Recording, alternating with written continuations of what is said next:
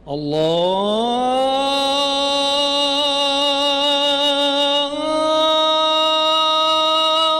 أكبر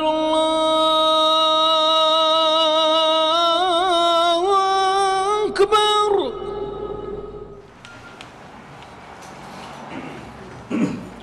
بسم الله الرحمن الرحيم. إن الحمد لله نحمده ونستعينه ونستغفره ونعوذ بالله من شرور أنفسنا ومن سيئات أعمالنا.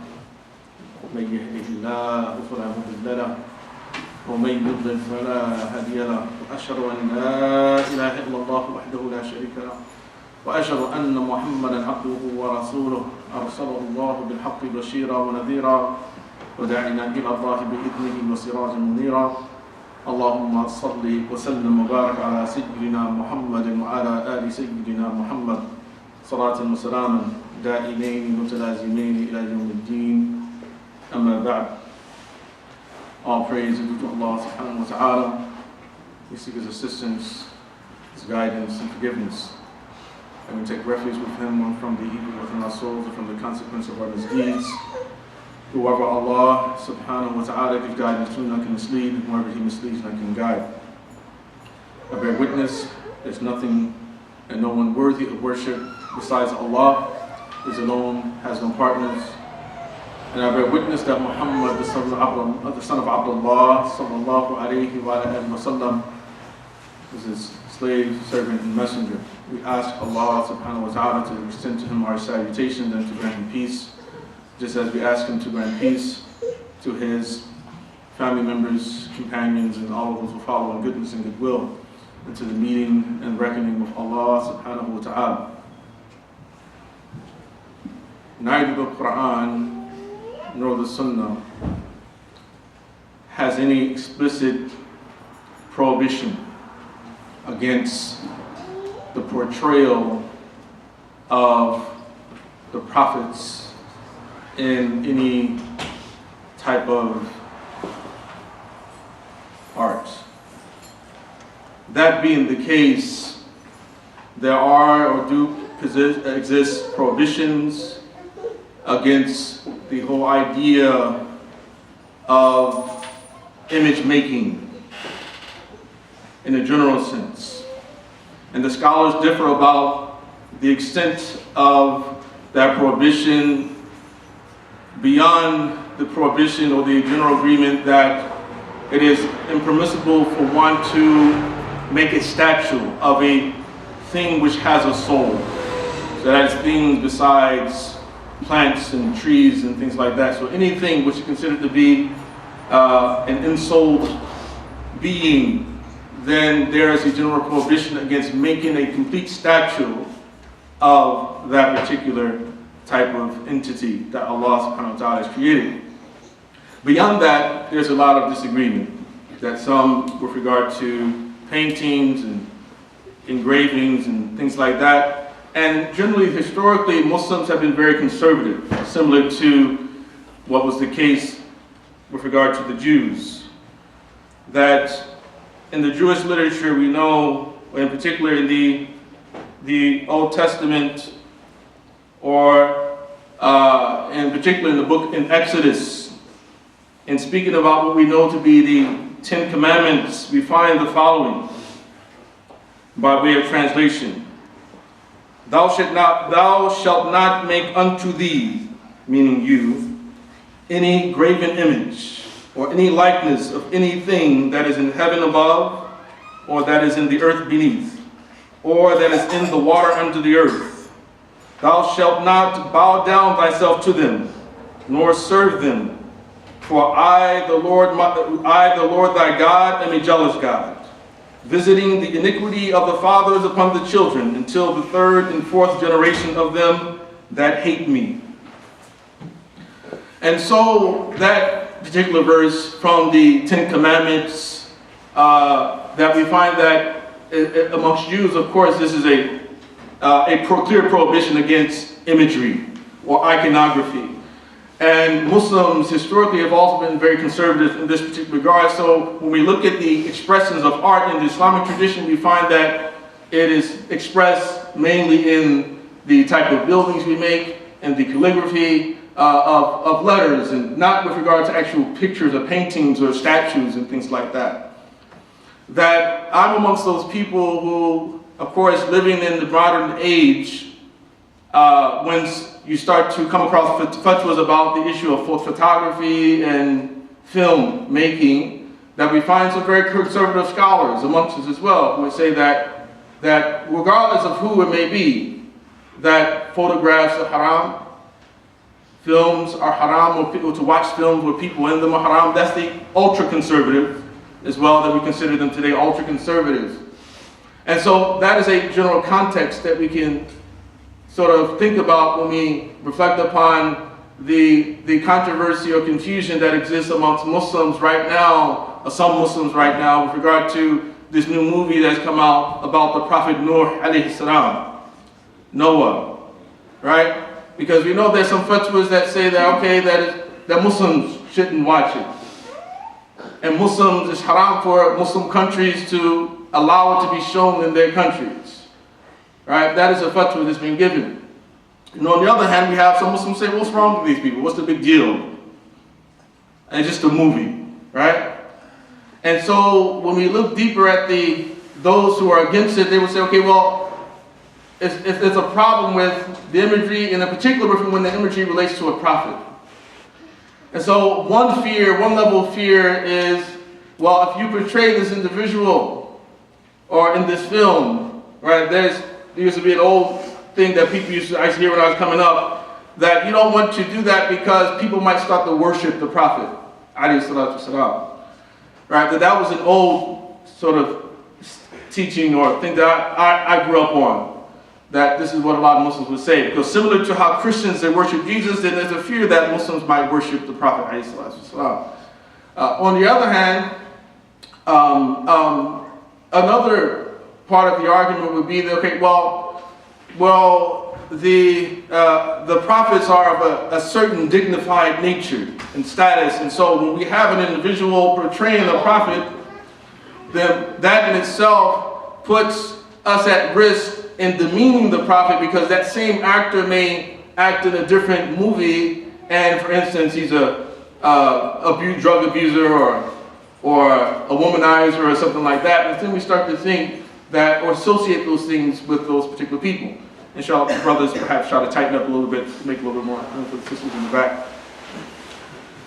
So this is, it's not an easy issue to deal with, but for years, I struggled with the opinion of, well, what's wrong with these people making this big deal about photographs and about filmmaking?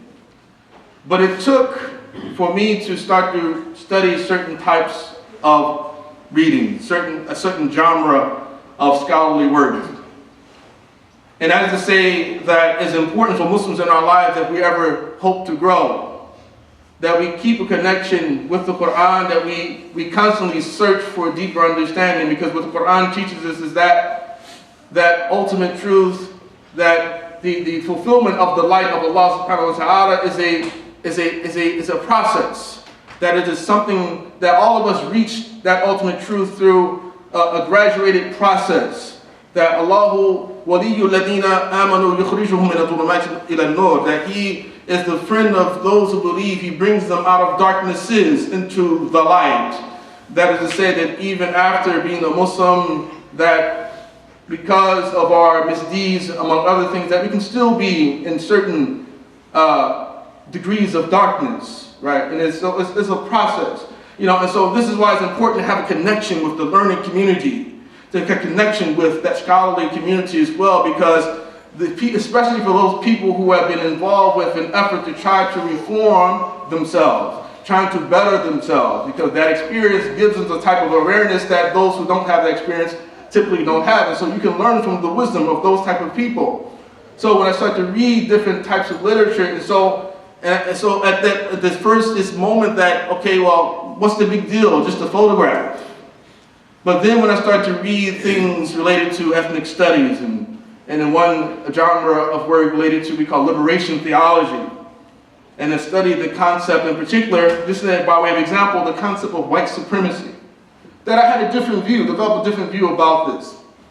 Because Muslims may have a problem, for instance, with the movie Noah, but I think that the reason that we should have a problem with it is not simply because a prophet might be portrayed in a negative light, Rather, I think it's part of a larger conversation that we still have yet to have related to race, amongst other things. And that is to say that when you look at, for instance, the footage, the previews, and for those who perhaps even saw the movie, that you get the impression that during the time of Noah, there are only white people on the planet. And so if there's any type of critique, that I think that the most important critique for us to make is a historical critique. Is that we have to ask the question of how much does this conform to historical truth or reality? And we can ask the same questions about many different other films, even Muslim films, like The Message. When we look at, for instance, The Message, does that film portray the reality of Arab life during the time of the Prophet ﷺ with regard to the color spectrum? Because when I'm reading what the lexicographers say about the Arabs, Ibn Mandur and Lisan al-Arab, Imam Nawawi mentions in his Sharh of Sahih Muslim that the Arabs, most of them were brown and black, right? And of course, we're not people obsessed or should be obsessed with race, but the fact that it's been made an obsession of certain groups of people, that we have to deal with it. We have to ask that question. We ask, how does that particular image affect our psyche? When we are told or shown over and over and over that the heroes always look like this, right? And great things always happen to these type of people. Great things are always done by these type of people, not those type of people. What would be our reaction if we would have seen in those scenes and previews a group of black people? We would probably ask the question, is it historically accurate? It was all black people back during that time? But because it's a group of white people, there's not a conversation that Muslims are having, because it is part of the point that I'm making, is that how we have been so inundated with the whole idea of what we call white supremacy, that it itself has become a barrier between us and truly realizing the Sunnah. That we say in one voice, sometimes we say that the Prophet ﷺ is the standard. That we Muslims are trying to be like the Prophet ﷺ. But then, in another sense, we're saying that what the European is the standard, right? So we are struggling there. But then, of course, again, there are other more deeper issues that there's not enough time to really get involved with at this particular point. But I wanted to begin with that issue. But I think one thing that Muslims can learn and reflect upon from these type of incidents, especially when they become subject of controversy, is first to go back to the story. Go back to the story. And that's really what I want to talk to you about today. The story of Noah alayhi salatu wasalam. And the thing that we learn from the story of Noah alayhi salatu wasalam, that we know that Noah alayhi salam, of course, was a man who lived thousands upon thousands of years ago. And unlike the Christians at one time who used to believe that the world is only about 6,000 years old, that's not something that Muslim scholars accepted or bought into. But thousands upon thousands of years ago, whenever that may have been, that Allah subhanahu wa ta'ala sent this man, Nuh alayhi salam, and he called him, or commanded him to preach to his people and call them to the way of Allah subhanahu wa ta'ala, asking them to rectify their ways. That the people were a people of a perverse people, a very corrupt people, right? Of course, from the children of Adam, as we all are, right? That they became corrupt. And Allah told him that he would destroy those people if they did not rectify their ways. Or at least they better hope that Allah subhanahu wa ta'ala spares you from his impending punishment. Because the punishment is coming. Allah is going to purify the world, right? And you better hope that Allah subhanahu wa ta'ala spares you. And so Allah subhanahu wa ta'ala sent him and he preached and lived for 950 years, as the Quran says. That it was alf sanatin illa khamsina ama, for 1,000 minus 50 years. That Nuh alayhi salam, he preached to his people. So back then, people lived for a very long time.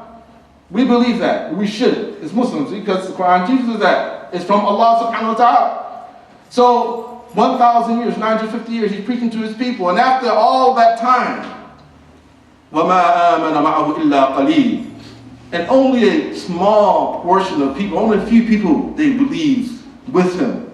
Right? And so many reports, there are different reports. Some say that after all that time, only 80 people were with him. Some say 72. Some say it was only him and his 3 sons, Ham, Sam, and Japheth, and their wives.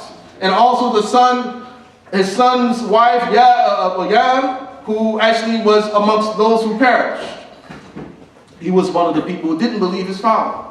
As was the wife of Noah as well, did not believe in Noah's message. And they were amongst those who were destroyed.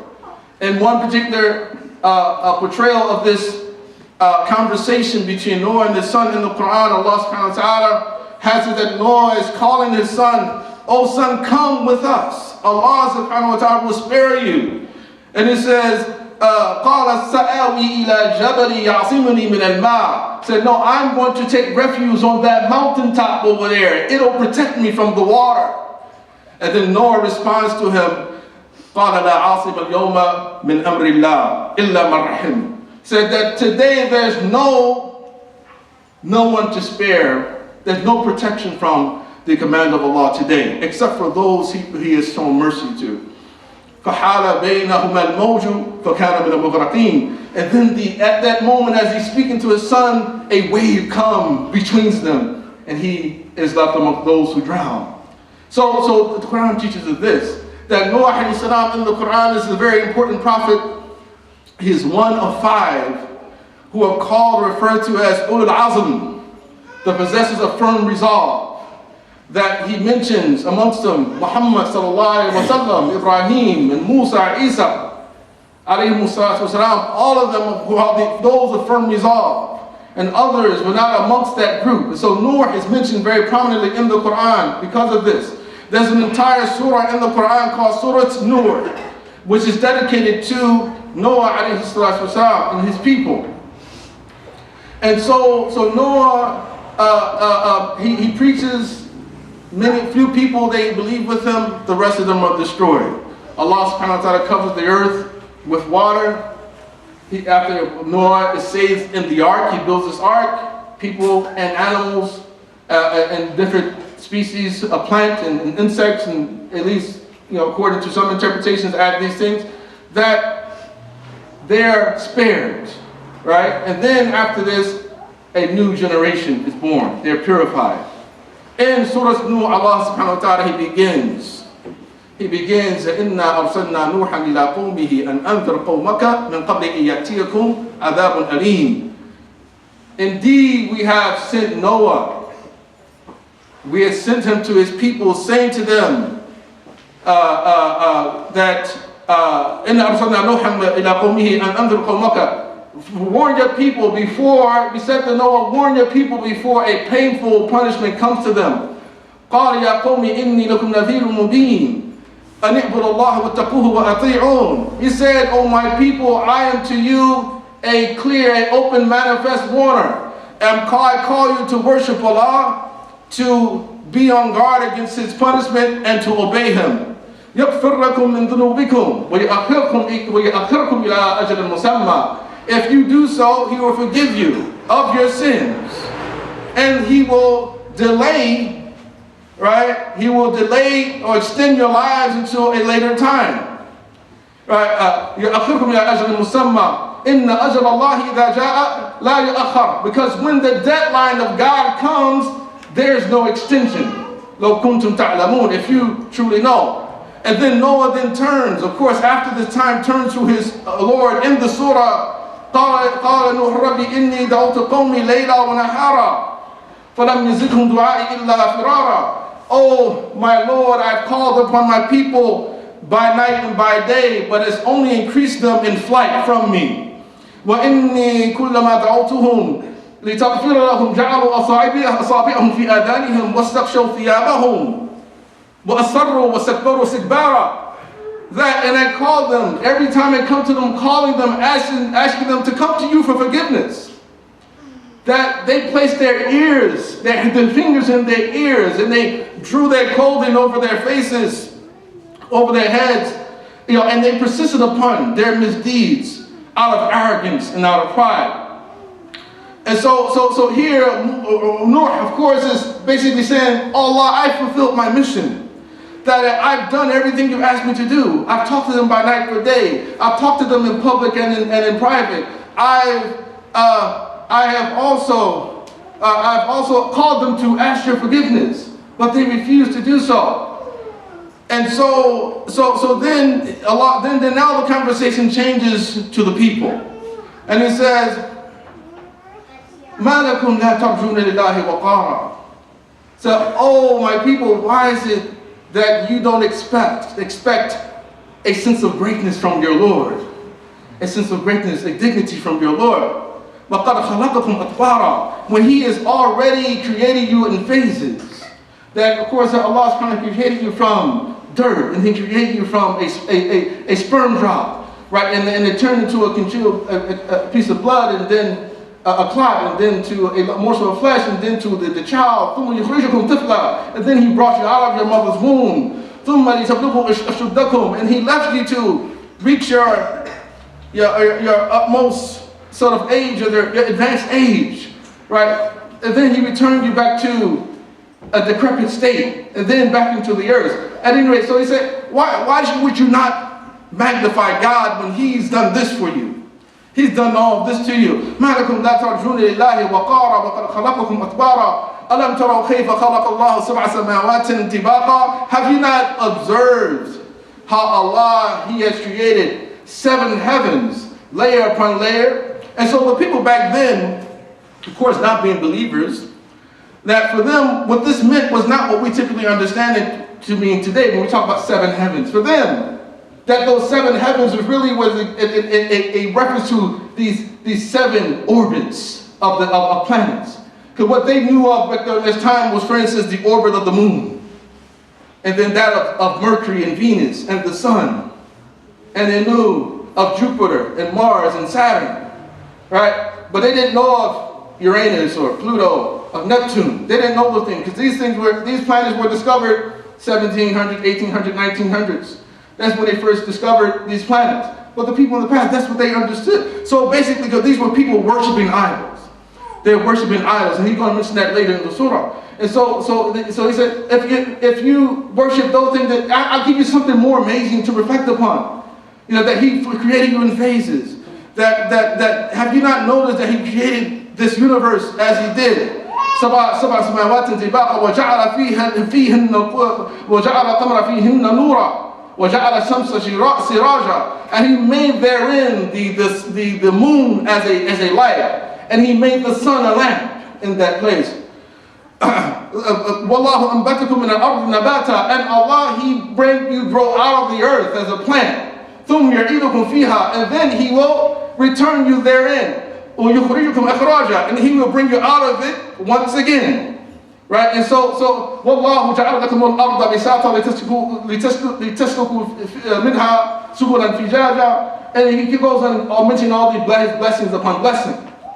And then He again turns to Allah subhanahu wa ta'ala in the surah, and He's called قَالَ نُوحٌ رَبِّي إِنَّهُمْ عَصَوْنِي وَاتَّبَعُوا مَنْ لَمْ يَزِدْهُ مَالُهُ وَوَلَدُهُ إِلَّا خَسَارًا. That, oh my Lord, they disobeyed me, and they have obeyed those whose wealth, neither their wealth nor their sons will be of any avail. وَمَكَرُوا مَكْرًا كُبَّارًا, and they have come up with an enormous plot. قَالُوا لَا تَذَرُنَّ آلِهَتَكُمْ وَلَا تَذَرُنَّ وَدًّا وَلَا سُوَاعًا وَلَا يَغُوثَ وَيَعُوقَ وَنَسْرًا. So, and they said, don't give up your gods. Don't give up your gods.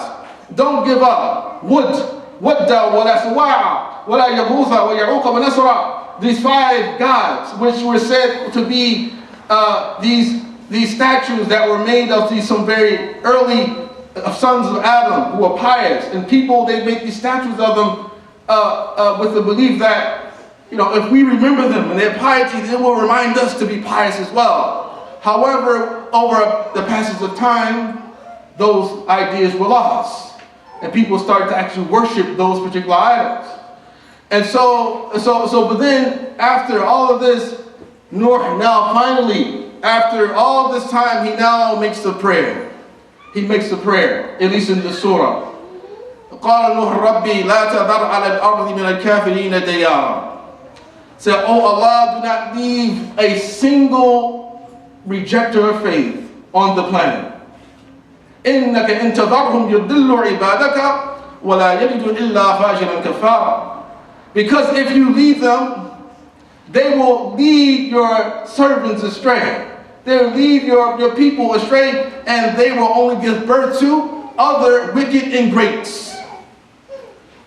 قال نوح ربي لا تذر على الأرض من الكافرين ديارا إنك إن تذرهم يضلوا عبادك ولا يلدوا إلا فاجرا كفارا رب اغفر لي ولوالدي ولمن دخل بيتي مؤمنا.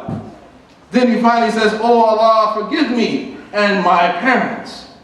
وَلِمَنْ دَخَلَ بَيْتِيَ مُؤْمِنًا, and those who enter into my house as believers. وَلِلْمُؤْمِنِينَ وَمُؤْمِنَاتٍ, and also forgive the believers, male and female. وَلَا تَزِدِ الظَّالِمِينَ إِلَّا تَبَارًا, and do not increase the wrongdoers in anything more than perdition, than ruin. Increase them only in ruin.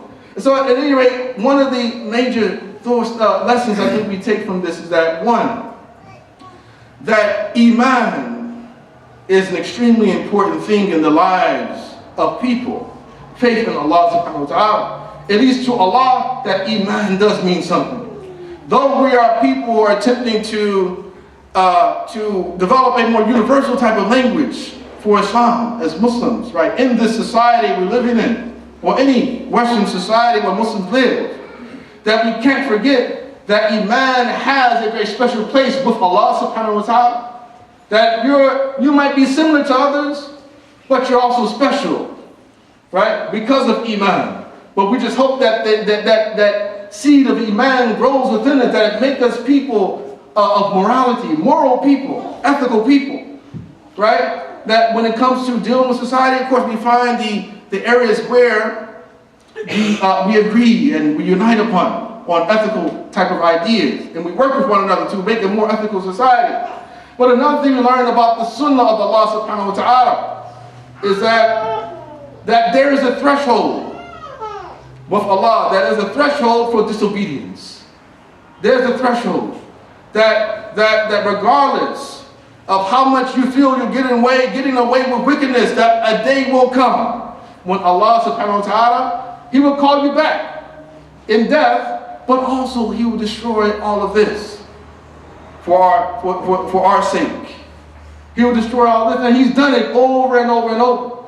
And how could this not be what we should take from it, especially being people who believe that a day will come when all this will end. There is a judgment day. We believe that as Muslims.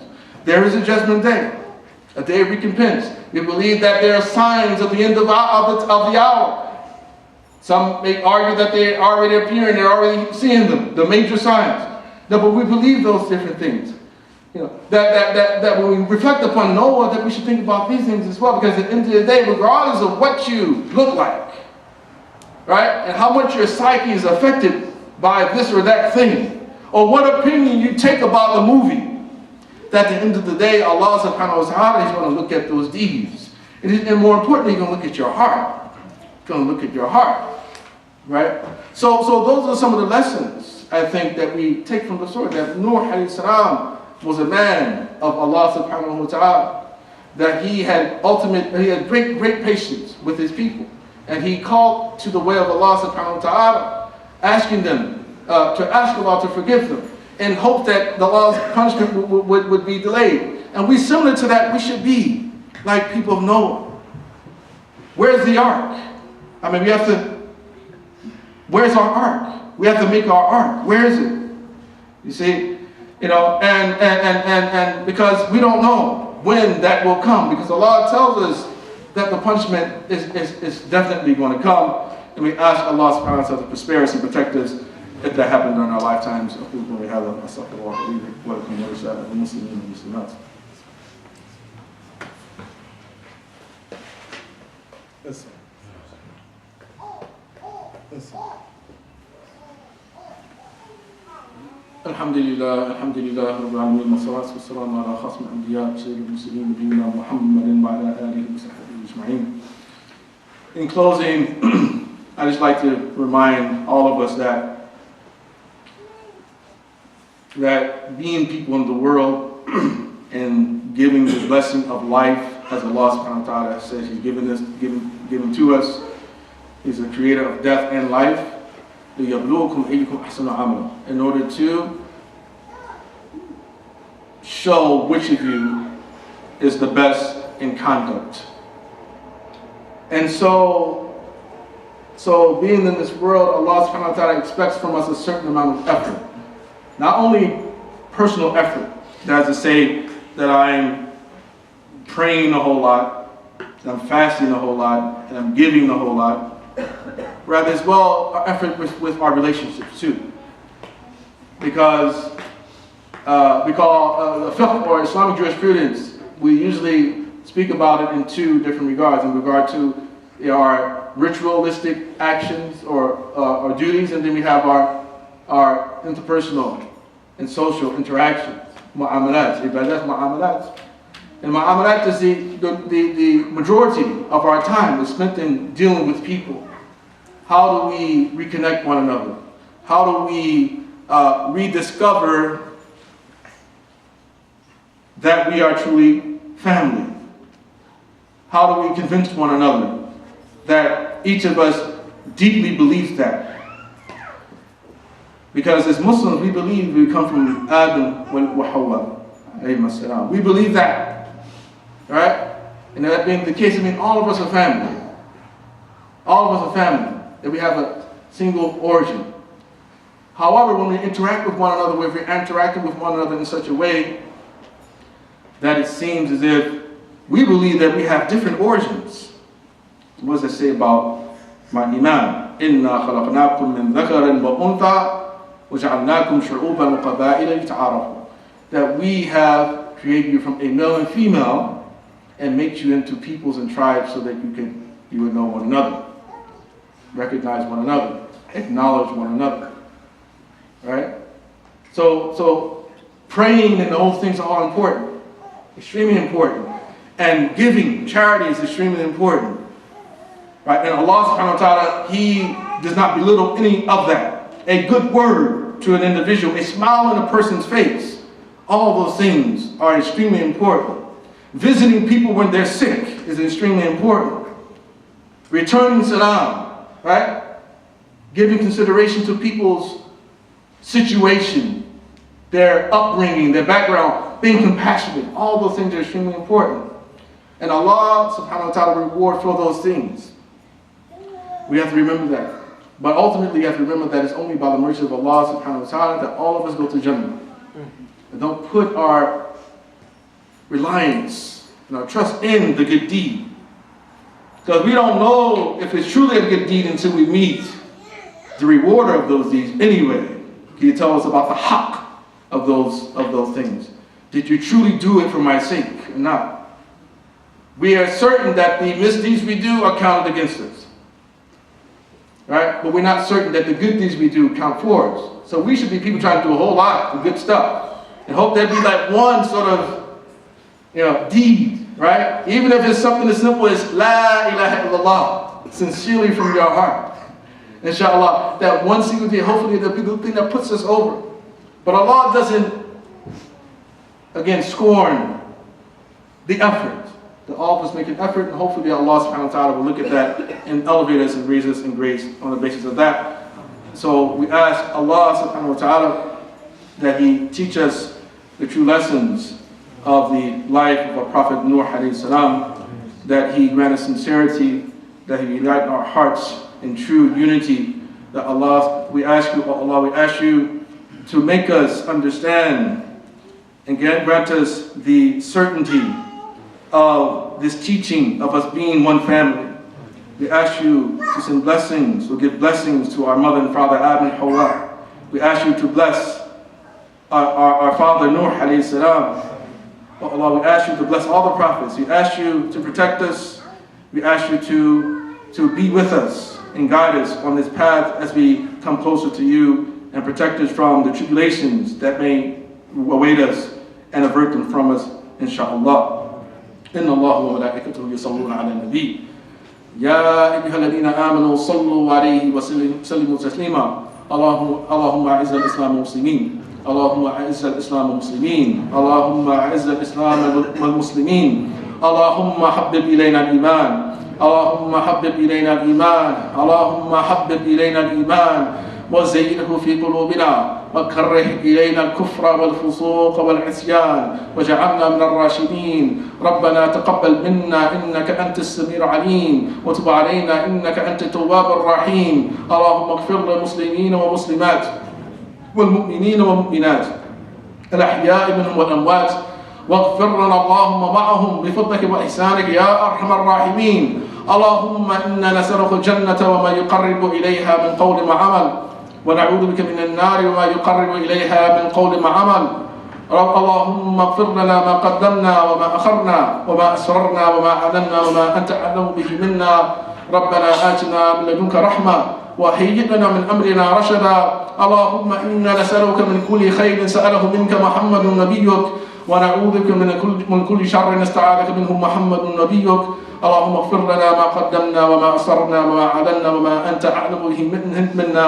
ربنا آتنا في الدنيا حسنة وفي الآخرة حسنة وقنا عذاب النار وقنا عذاب النار وقنا عذاب النار.